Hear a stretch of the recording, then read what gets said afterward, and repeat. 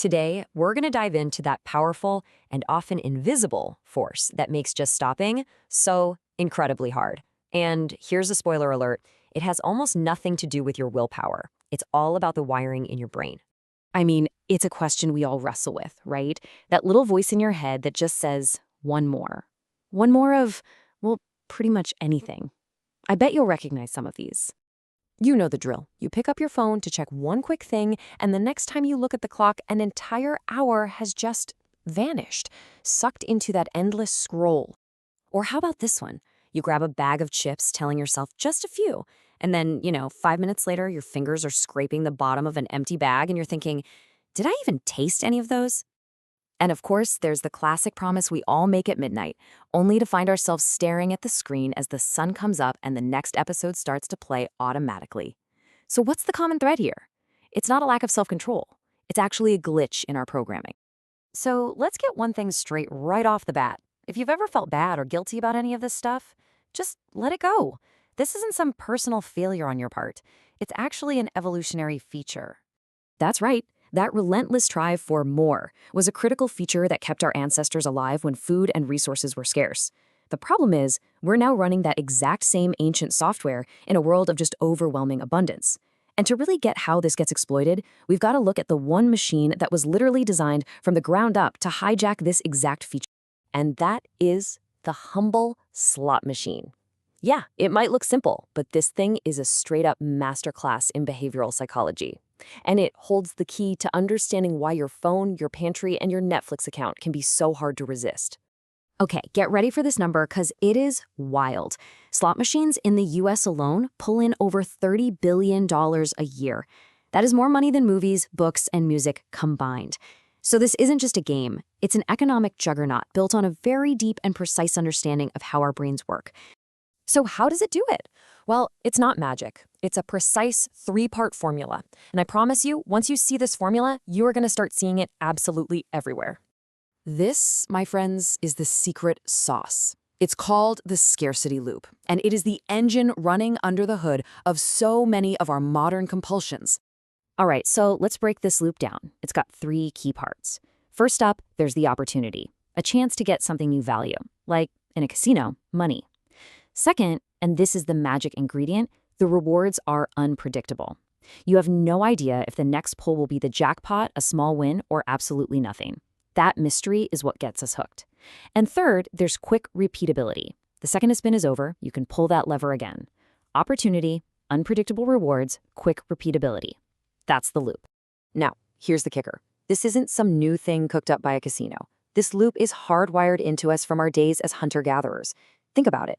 Our ancestors had the opportunity to find berries, the unpredictable reward of not knowing if the next bush would be full or empty, and the ability to quickly repeat the process by just walking to the next bush. It was a survival mechanism. So where is this ancient survival code running in your life today? Well, it turns out it's running the show in places you probably don't even realize. Back then, the game was finding scarce calories to stay alive. Today, the game for a lot of companies is capturing your scarce attention to make a profit. But the target is exactly the same, that ancient reward-seeking part of your brain. And once you know the pattern, you see it literally everywhere. Think about social media, the opportunity for likes and comments, the unpredictable reward of a post going viral or getting 0 engagement, and the quick repeatability of the infinite scroll. Or processed food, the opportunity for a quick hit of pleasure, the unpredictable reward of whether it'll actually be satisfying, and the ease of just grabbing another chip. Even the 24/7 news cycle traps us in the exact same loop. And look, this stuff isn't harmless. A study after the Boston Marathon bombing found something absolutely staggering. People who just binge-watched the news coverage on TV suffered more psychological trauma than people who were actually at the bombing. Let that sink in for a second. That is the very real cost of getting trapped in one of these modern scarcity loops. Now, there's another little brain glitch this system takes advantage of. You see, our brains are wired to add stuff to solve a problem, when a lot of the time, the real answer is to take something away. There was this great experiment where a PhD engineer kept adding blocks to fix a wobbly Lego bridge. His 3-year-old son walked over, took 1 block away from the taller side, and fixed it instantly. Our first instinct is always to add, to consume, to do more. Okay, so this all sounds a little bleak, right? We're running ancient software in a world designed to hijack it. But here's the good news. Once you understand how the machine works, you can start to flip the switches yourself. You can actually rewire these cravings. You can attack any of the 3 parts of the loop. You could build positive loops or abundance loops, like hobbies, where the process itself is the reward. You can slow down the repetition, just add a little friction. Here's a simple one. Set your phone to grayscale. It instantly becomes less rewarding, more boring. Or you can just change the environment that triggers the loop in the first place. So this is the big idea right here. To shift from a vicious cycle to a virtuous one. You can take that exact same 3-part structure and apply it to something positive. I mean, the mechanics of scrolling Twitter and the mechanics of phishing are identical. Opportunity, unpredictable reward, quick repeatability. But one leaves you feeling drained and kind of angry, while the other can actually, enrich your life. And if you need any more proof about how important your environment is, check out this experiment with pigeons. Seriously, pigeons. They put pigeons in a boring, sterile cage, and 97% of them chose to gamble on getting less food, rather than take a predictable, better offer. But then, they put those same pigeons in a fun, enriched cage with other pigeons and things to do, and 100% of them chose the smart, predictable option. The takeaway here is huge. A boring life makes us gamblers. A full, engaged, rich life is our best defense.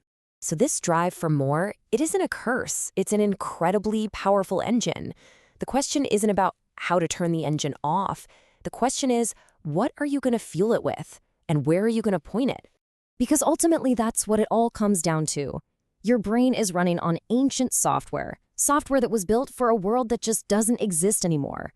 But you have the power to write new code. You can build better loops, and you can decide what one more really means for you. So how will you program it?